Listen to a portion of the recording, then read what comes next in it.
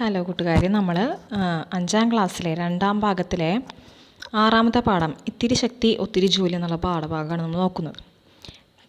തുടങ്ങാം. തേങ്ങ പൊളിച്ചുകൊണ്ടിരിക്കുന്ന പരമുചേട്ടനെ കണ്ടില്ലേ? നിങ്ങളുടെ വീട്ടിൽ എങ്ങനെയെല്ലാമാണ് സാധാരണ തേങ്ങ പൊളിക്കാറുള്ളത്? മഴ ഉപയോഗിച്ച്, വെട്ടുകത്തി ഉപയോഗിച്ച്, തേങ്ങ പൊളിക്കുന്ന ഉപകരണം ഉപയോഗിച്ച്, ഇവർ ഏത് രീതിയിലാണ് കൂടുതൽ ഉപയോഗിക്കാറുള്ളത്? എന്തുകൊണ്ടാണ് എന്ന് നിങ്ങളുടെ അഭിപ്രായം ശാസ്ത്ര പുസ്തകത്തിൽ എഴുതും. ജോലി എളുപ്പമാക്കുന്നതുകൊണ്ടല്ലേ ഈ ഉപകരണം നിങ്ങൾ തിരഞ്ഞെടുത്തത്? ജോലി എളുപ്പമാക്കാനുള്ള ഇത്തരം ഉപകരണങ്ങളാണ് ലഘുയന്ത്രങ്ങൾ എന്ന് പറയുന്നത്. നിങ്ങൾ വീട്ടിൽ വേറെയും ചില ലഘുയന്ത്രങ്ങൾ ഉപയോഗിക്കുന്നില്ലേ? ചില ലഘുയന്ത്രങ്ങളുടെ ചിത്രങ്ങളാണ്, അതായത് സിമ്പിൾ മെഷീൻസ്, അതായത് ലഘുയന്ത്രങ്ങൾ എന്ന് പറയുന്നത്. അപ്പോൾ അതിൽ എന്തൊക്കെ കൊടുത്തിട്ടുണ്ടെന്ന് നോക്കിയേ. കത്രിക കൊടുത്തിട്ടുണ്ട്, നാരങ്ങ പിഴിയുന്ന സാധനം കൊടുത്തിട്ടുണ്ട്, പിന്നെ എന്താണ് കത്തി, അങ്ങനെ പല കാര്യങ്ങളും കൊടുത്തിട്ടുണ്ട്. അപ്പോൾ ലഘുയന്ത്രങ്ങൾ ചുറ്റിക എളുപ്പമാക്കുന്ന ജോലികൾ ഏതൊക്കെയാണ്? ആണി ഇളക്കലും അതുപോലെ ആണി തറയ്ക്കാനും ഒക്കെ ചുറ്റിക നമ്മൾ യൂസ് ചെയ്യാറുണ്ട്. സീസോയിൽ അടുത്ത കുട്ടികളെ ശ്രദ്ധിക്കുക. ഒന്നാമത്തെ സീസോയിൽ വലിയ കുട്ടി നിഷ്പ്രയാസം ചെറിയ കുട്ടിയെ പൊക്കി നിവർത്തിയിരിക്കുന്നു. രണ്ടാമത്തെ സീസോയിൽ 2 കുട്ടികൾ തുലനം ചെയ്ത് നിൽക്കുന്നു. മൂന്നാമത്തെ സീസോയിൽ ഒരു ചെറിയ കുട്ടി നിഷ്പ്രയാസം വലിയ കുട്ടിയെ ഉയർത്തിയിരിക്കുന്നത് കണ്ടില്ലേ? സീസോ ചലിക്കാൻ ആധാരമാക്കിയിട്ടുള്ള കുട്ടിയിരിക്കുന്ന സ്ഥാനവും നിരീക്ഷിച്ചതിൻ്റെ കാരണം കണ്ടെത്താം. നിങ്ങളുടെ നിഗമനം ശാസ്ത്ര പുസ്തകത്തിൽ ചേർക്കാം. വലിയ ഭാരങ്ങൾ ഉയർത്താനും അധ്വാനം ലഘൂകരിക്കാനും ബലമുള്ള ദണ്ഡുകൾ നാം ഉപയോഗപ്പെടുത്താറുണ്ട്. ഒരു നിശ്ചിത ബിന്ദുവിനെ ആധാരമാക്കി ചലിക്കാൻ ദണ്ഡിന് കഴിയുന്നതുകൊണ്ടാണ് ഇത് സാധ്യമാക്കുന്നത്. നമ്മൾ നോക്കാം, ലിവേഴ്സ് അല്ലെങ്കിൽ ഉത്തോലകങ്ങൾ എന്നാണ്. അപ്പോൾ ഒരു നിശ്ചിത ബിന്ദുവിനെ ആധാരമാക്കി ചലിക്കുന്ന ദൃഢദണ്ഡുക്കളാണ് ഉത്തോലകങ്ങൾ. ജോലി ലഘൂകരിക്കാൻ കഴിയുന്നതുകൊണ്ടാണ് ഉത്തോലകങ്ങൾ എന്താണ് അപ്പോൾ ലഘുയന്ത്രങ്ങളാവുന്നത്. അപ്പോൾ ഉത്തോലകങ്ങൾ ഒരു നിശ്ചിത ബിന്ദുവിനെ ആധാരമാക്കി ചലിക്കുന്ന ദൃഢദണ്ഡുക്കളിനെ നമ്മൾ ഉത്തോലകങ്ങൾ എന്ന് പറയുന്നത്. ഈ സീസോ എങ്ങനെ നിർമ്മിക്കുക? ഒരു കോല് കൊണ്ട് 5 കോല് ഉയർത്താം. ആവശ്യമായ സാമഗ്രികൾ: വലിയ സ്കെയില്, ഒഴിഞ്ഞ 2 തീപ്പെട്ടിക്കൂടുകൾ, 6 കോലുകൾ, pencil, double side tape, gum tape, ഇതുപോലെയുള്ള കാര്യങ്ങളുകൊണ്ട് സീസോ തയ്യാറാക്കാം. അപ്പോൾ ചിത്രത്തിൽ കാണിച്ചപ്പോൾ നമുക്ക് സീസോ തയ്യാറാക്കാം. അപ്പോൾ ഒരു വശത്തുള്ള തീപ്പെട്ടിയിൽ ഒരു കോല്, മറുവശത്ത് 5 കോല് ഇടുക. ഈ സ്കെയിൽ ആവശ്യാനുസരണം നീക്കി തുലനാവസ്ഥയിൽ നിർത്താൻ ശ്രമിക്കുക. സ്കെയിൽ വീണ്ടും നീക്കി ഒരു കോല് കൊണ്ട് 5 കോലുകൾ ഉയർത്താൻ പറ്റുന്ന വിധം ക്രമീകരിക്കാം. അവിടെ സ്കെയിൽ ഉത്തോലകമായി പ്രവർത്തിക്കുന്നതുകൊണ്ടല്ലേ വലിയ ഭാരത്തെ ചെറിയ ഭാരം കൊണ്ട് ഉയർത്താൻ കഴിയുന്നത്. ഈ പ്രവർത്തനത്തെ പരീക്ഷണക്കുറിപ്പ് ശാസ്ത്ര പുസ്തകത്തിൽ എഴുതും. ധാരം, യജ്ഞം, രോധം. ഫുൽക്രം, എഫേർട്ട് ആൻഡ് റെസിസ്റ്റൻസ് നമ്മൾ നോക്കുന്നത്. ധാരം, യജ്ഞം, രോധം എന്താണ്? പാരക്കല്ല് ഉപയോഗിച്ചിട്ട് ഒരാൾ വലിയൊരു പാറക്കല്ല് ഉയർത്തുന്ന ചിത്രമാണ് കാണിച്ചിരിക്കുന്നത്. ഇവിടെ പാരക്കല്ലൊരു ഉത്തോലകമാണ്.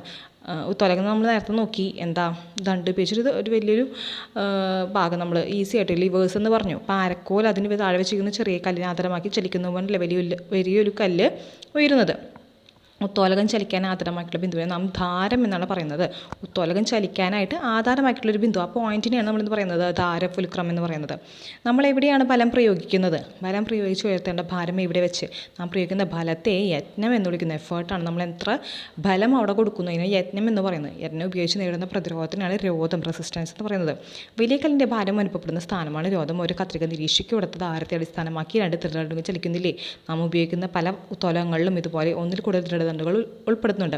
എല്ലാ ഉത്തോലകങ്ങളുടെയും ആധാരബിന്ദു രോധത്തിനും യജ്ഞത്തിനും ഇടയിൽ തന്നെയാണോ? ചില ഉത്തോലകങ്ങളിൽ രോധവും മറ്റു ചില യജ്ഞവും ഇടയിൽ വരുന്നില്ലേ? സാധാരണ താഴെ പറയുന്ന ഉത്തോലകങ്ങളിൽ ധാരം, അതുപോലെ രോധം, യജ്ഞം എന്നിവ ചിത്രത്തിൽ അടയാളപ്പെടുത്തു. ധാരം എന്ന് പറയുന്നത് നമ്മൾ എന്താണെന്ന് പറഞ്ഞേ ഒരു പോയിൻ്റാണ് അല്ലേ?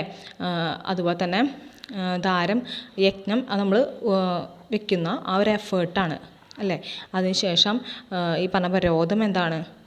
ആ പറഞ്ഞ എഫേർട്ട് എടുക്കുന്നതിൻ്റെ നേരെ ഓപ്പോസിറ്റായിട്ട് വരുന്ന ഉപയോഗിച്ച് നേടുന്ന പ്രതിരോധത്തിനാണ് എന്ത് പറയുക? രോധം എന്ന് പറയുന്നത്.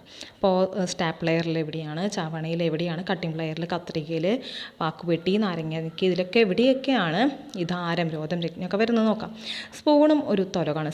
അരവണ പായസമൊക്കെ നമ്മൾ എടുക്കുമ്പോൾ അതുപോലെ ഏത് പായസത്തിൻ്റെ ആണെങ്കിൽ ഇതുപോലെ ഡപ്പകളൊക്കെ ആണെങ്കിൽ നമ്മൾ തുറക്കുമ്പോഴൊക്കെ സ്പൂൺ ഉപയോഗിച്ച് അടുപ്പിൻ്റെ അടപ്പ് എളുപ്പത്തിൽ തുറക്കാനാവുക. നിങ്ങളുടെ ഊഹം ശാസ്ത്രപഥത്തിൽ ഉൾപ്പെടുത്തും. ഊഹം ശരിയാണെന്ന് പരീക്ഷിച്ച് നോക്കൂ. ലഘുയന്ത്രങ്ങളിൽ യജ്ഞത്തിൻ്റെ സ്ഥാനം മാറ്റി ക്രമീകരിച്ച് പ്രവൃത്തി കൂടുതൽ എളുപ്പമാക്കാം. സ്പൂൺ കേവലം ഒരു അടുക്കള ഉപകരണമാണ്. എന്നാൽ ഒരു ടിൻ്റെ അടപ്പ് തുറക്കുമ്പോൾ സ്പൂണും എന്തായിട്ട് മാറുന്നു? ഒരു ഉത്തോലകമായി മാറുന്നു. നിത്യജീവിതത്തിൽ നമ്മൾ പല വസ്തുക്കളെയും ഇതുപോലെ ഉത്തോലകമായിട്ട് ഉപയോഗിക്കാറുണ്ട്. വെള്ളം കോരാനും ഇതുപോലെ തന്നെ സിമ്പിൾ മെഷീൻസ്, അതായത് ലഘുയന്ത്രം ചിത്രത്തിൽ നിരീക്ഷിക്കൂ.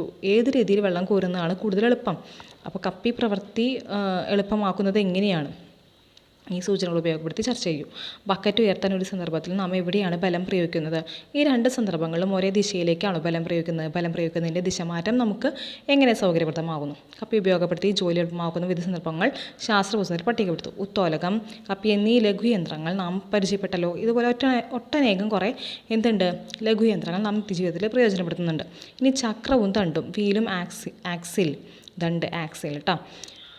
ചക്രങ്ങളുടെ കണ്ടെത്തൽ മാനവ പുരോഗതിയുടെ ചരിത്രത്തിൻ്റെ കുതിച്ചാട്ടമാണ്. ചക്രങ്ങളുടെ ഒരു ലോകം നമുക്ക് സങ്കല്പിക്കാനാവില്ല. കാരണം ഗതാഗതം ചരക്കുനീട്ടി ചക്രങ്ങൾ നൽകുന്ന സേവനം വളരെ വലുതാണ്. വീൽ ബാരോയുടെ ചിത്രമാണ് ഇവിടെ കൊടുത്തിരിക്കുന്നത്. ഒരു ഭാരമേറിയ വസ്തുക്കളിനെ സ്ഥാനം മാറ്റാൻ ഇതൊരു ചക്രം നമ്മൾ സഹായിക്കുന്നത് വീൽ ബാരോ. അപ്പോൾ ഈ ദണ്ടിൻ്റെ ആധാരമാക്കി വീൽ ബാരോയുടെ ചക്രം തിരിയുന്നത്. വാഹനങ്ങളുടെ ചക്രങ്ങൾ ജോലി എളുപ്പമാക്കാൻ എപ്രകാരമാണ് പ്രയോജനപ്പെടുന്നത് മനസ്സിലായില്ലേ? ഇനി കൈവണ്ടി വലിക്കുന്നത് നോക്കിയേ. അപ്പോൾ രണ്ട് ചക്രങ്ങൾ ബന്ധിപ്പിച്ചുകൊണ്ട് ഒരു ദണ്ട് കൂടി കൈവണ്ടിക്കുണ്ട്. ഇവിടെ ഈ സംവിധാനമാണ് ദണ്ടും ചക്രവും. അതിനെ നമ്മൾ പറയുന്നത് ചക്രവും ദണ്ടും, വീൽ ആൻഡ് ആക്സിൽ എന്ന് പറയുന്നത്. ദണ്ടും ചക്രവും ചേർന്ന സംവിധാനം കൈവണ്ടി എങ്ങനെയാണ് ഭാരം വഹിക്കുന്നത് കൊണ്ടുപോകാൻ ചർച്ച ചെയ്യും. ചുറ്റുപാടിൽ ലഭ്യമാകുന്ന ചെലവ് കുറഞ്ഞ വസ്തുക്കൾ ഉപയോഗിച്ച് ദണ്ടും ചക്രവും ഉൾപ്പെടുന്ന ഒരു കളിവണ്ടി ഉണ്ടാക്കും. ഇനി ചരിവുതലം, ഇൻക്ലൈനായിട്ടുള്ള പ്ലെയിൻ.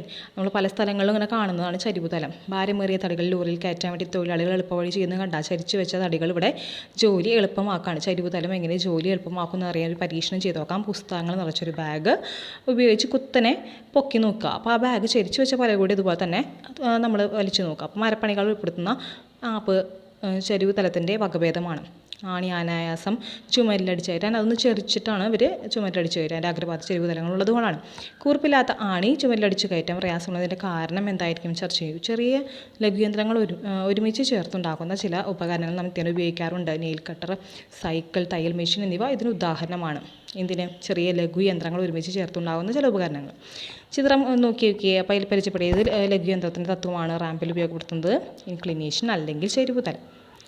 ഇനി അടുത്തത് ചലനവൈഷമ്യമുള്ള കുട്ടികളെ സംബന്ധിച്ചിടത്തോളം സ്കൂളിലെ റാമ്പ് വളരെ പ്രധാനപ്പെട്ടതല്ലേ. നമ്മുടെ സ്കൂളിൽ ഇത്തരം റാമ്പുകളുണ്ട്. പൊതുസ്ഥാപനത്തിൽ ഇത്തരം റാമ്പുകൾ നിർമ്മിക്കേണ്ട ആവശ്യകത മനസ്സിലായില്ലേ? ചിത്രങ്ങൾ നോക്കൂ. രണ്ട് തരത്തിലും വ്യത്യസ്തമായ ആപ്പുകളാണ് ഉപയോഗിക്കുന്നത്. കട്ടിലമർക്കുന്നതിനും വിറകേറുന്നതിനും ഇവ ഉപയോഗിക്കുന്നു. ഒന്നാമത്തെ ആപ്പിൽ ഇതിനായി ഒരു ചരിവുതലവും രണ്ടാമത്തേലും രണ്ട് ചരിവുതലവും ഉപയോഗിച്ചിരിക്കുന്നു. രണ്ട് സന്ദർഭങ്ങളിലും ആപ്പ് ഉപയോഗിക്കുന്നതിനുകൊണ്ടുള്ള സൗകര്യങ്ങൾ ചർച്ച ചെയ്യും. കഠിനമായ ജോലി ചെയ്യേണ്ടി വരുന്ന സന്ദർഭങ്ങളിൽ ലഘുയന്ത്രങ്ങളുടെ സേവനം ഉപയോഗപ്പെടുത്തി അധ്വാനം കുറയ്ക്കാൻ ഇന്നത് നമ്മൾ ശ്രദ്ധിക്കുമല്ലോ. ഇത്രയും കാര്യങ്ങളാണ് നമ്മളുടെ ഈ പാഠത്തിൽ നമ്മൾ പഠിച്ചത്. നമ്മുടെ പാഠത്തിൻ്റെ പേരെന്തായിരുന്നു? ഇത്തിരി ശക്തി ഒത്തിരി ജോലി. അതിൽ പല കാര്യങ്ങൾ നമ്മൾ പഠിച്ചു. അപ്പോൾ നമുക്ക് അടുത്ത ക്ലാസ്സിലാണ്. ബൈ.